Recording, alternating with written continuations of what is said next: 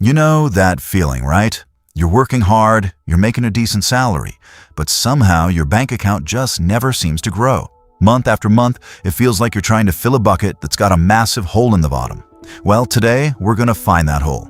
We're going to hunt down the ghost expenses, these tiny, almost invisible leaks that are quietly stealing your first $1 million.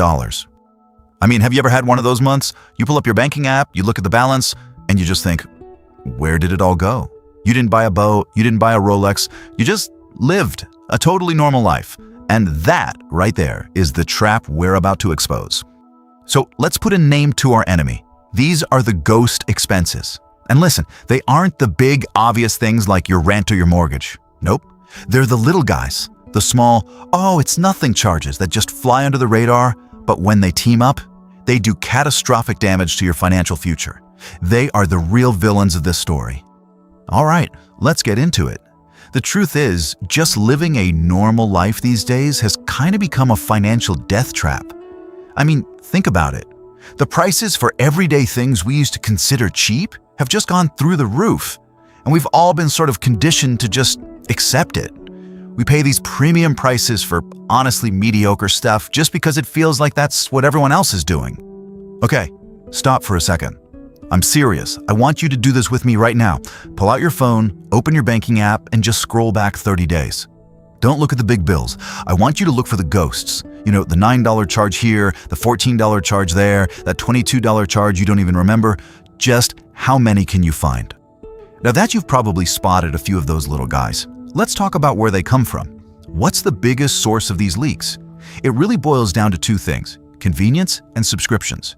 And trust me, these two are draining millions of dollars from people who have no idea it's even happening. For years, we've been told that grabbing a quick meal is the cheap way to go.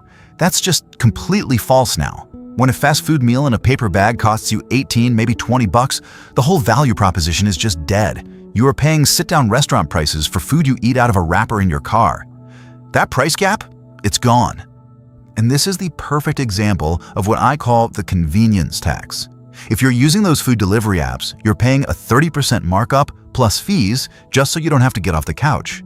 This tax for avoiding really simple tasks is costing the average person hundreds and hundreds of dollars every single month. It's wild. And then we get to the next ghost. The subscription graveyard. Oh man, this is the ultimate set it and forget it wealth killer. It's $12 here, $15 there. On their own, they feel like nothing, right? But you add up just 5 or 6 of them, and suddenly you're looking at over $1,000 a year just vanishing into thin air for services you probably don't even use. Now this, right here, this quote changes everything. Just read it. If canceling a subscription feels like too much of a hassle, you've stopped being a customer. You're now a donor. And guess what? The companies you're donating to already have way more money than you do.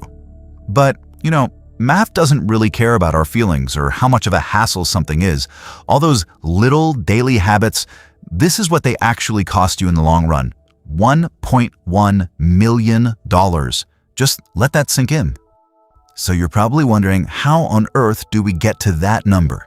Well, it's shockingly simple. If you can find just $27 a day to cut from your spending, which, let's be real, is basically one skipped convenience meal and a couple of canceled subscriptions, and you invest that money with just an average market return, in 30 years you have over $1 million. That cheap lunch isn't costing you 20 bucks, it's costing you your entire retirement.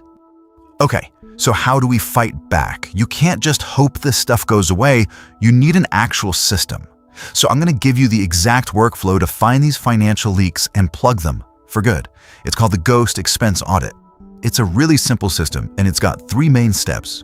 First up is the statement scrub. That's where we identify all the leaks. Second is the triple filter, where we decide what to do with them. And third, my personal favorite, is the 24-hour buffer, which is a rule to stop new ghosts from ever showing up again. So let's zoom in on step 2, the triple filter. It's easy. For every non-essential expense you found, you sort it into one of these 3 buckets. You keep the stuff that brings you genuine regular value. You cut anything you haven't touched in 30 days, any of those forgotten free trials or services you have duplicates of. And then you negotiate your big bills, your internet, your phone, your insurance. Just call them and ask for the loyalty rate. You'll be amazed at how often this actually works. And here it is, the secret weapon. The 24-hour buffer. For any non-essential impulse buy that's over $50, you have to use this rule. You make yourself wait a full day before you can pull the trigger. And you know what you'll find? Most of those ghosts, they just disappear overnight when you simply sleep on it. You know, at the end of the day, this isn't really about spreadsheets or cutting coupons. It's about a fundamental shift in how you think about money. It's about consciously choosing to build real, actual wealth instead of just looking like you have status.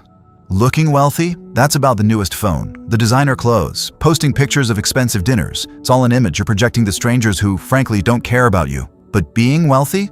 That's the quiet peace of mind you get from a healthy bank account. It's the freedom to say no to a job you hate because your ghost expenses aren't holding you hostage anymore.